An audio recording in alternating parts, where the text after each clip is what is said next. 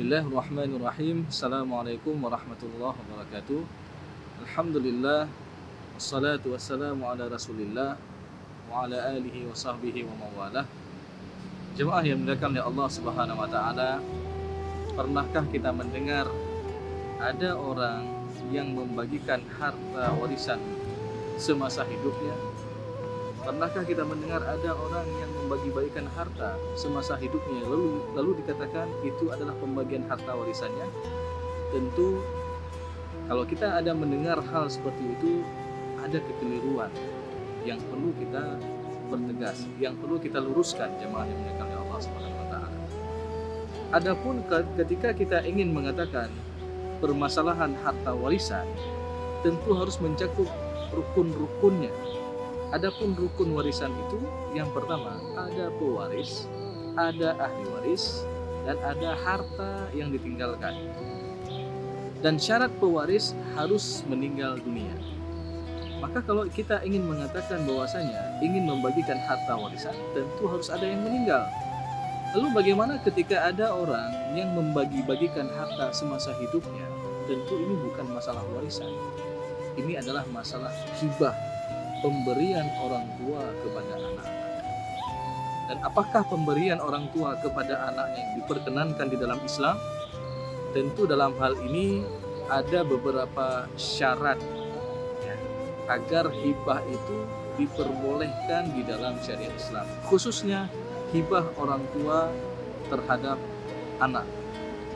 Yang pertama, harus diberikan, pemberian tersebut harus diberikan dalam kondisi orang tuanya sehat walafiat.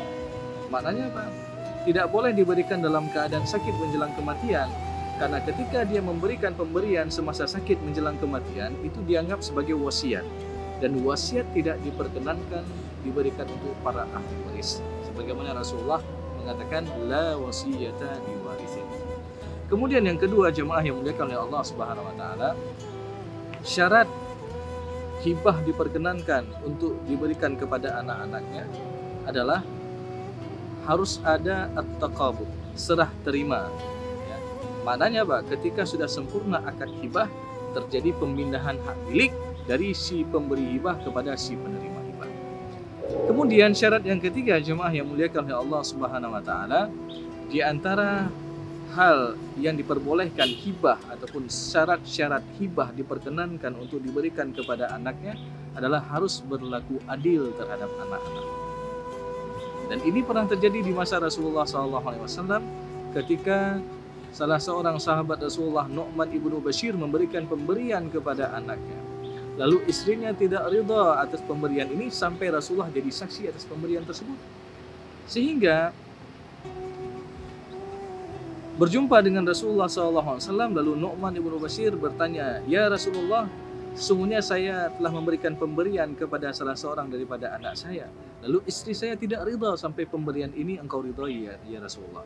Engkau menjadi saksi atas pemberian ini ya Rasulullah." Lalu apa Rasulullah SAW katakan? "Apakah engkau memberikan pemberian kepada anak-anakmu yang lain?" "Tidak ya Rasulullah." Lalu Rasulullah mengatakan apa? "Ya'dilu baina auladikum." Berlaku adillah kamu terhadap anak-anak. Jadi berlaku adil ini adalah sesuatu yang harus dijalankan, walaupun adil itu tidak mesti sama. Ini tentang hal-hal yang diperkenankan agar boleh diberikannya hibah kepada anak-anak. Kemudian syarat yang selanjutnya adalah hibah diperkenankan untuk anak-anak ya, jangan ada niat untuk menzalimi ahli waris yang lain. Kadang-kadang ada diberikan pemberian kepada anak-anaknya dengan niat apa? Agar ahli waris yang lain tidak mendapatkan harta. Maka ini hal ini tidak diperkenankan di dalam Islam ya. Oleh karena itu, ketika ada ahli waris ya, ketika ada semua ahli waris, coba duduk musyawarah. Dan kalau ada orang tua ingin memberikan pemberian kepada anaknya, harus diberitahukan kepada semua para ahli warisnya. Jangan sampai ada permasalahan di kemudian hari. Lalu ketika ada pemberian itu telah diberikan ataupun hibah itu telah diberikan, harus ada hitam atas putih sebagai saksi, sebagai bukti atas pemberian tersebut. Karena banyak juga kasus yang terjadi di mahkamah itu ketika pemberian itu tidak disertai dengan bukti, ahlian ataupun saksi dan hitam di atas putih. Demikian yang dapat saya sampaikan. Semoga bermanfaat bagi kita untuk kita bersama. Assalamualaikum warahmatullahi wabarakatuh.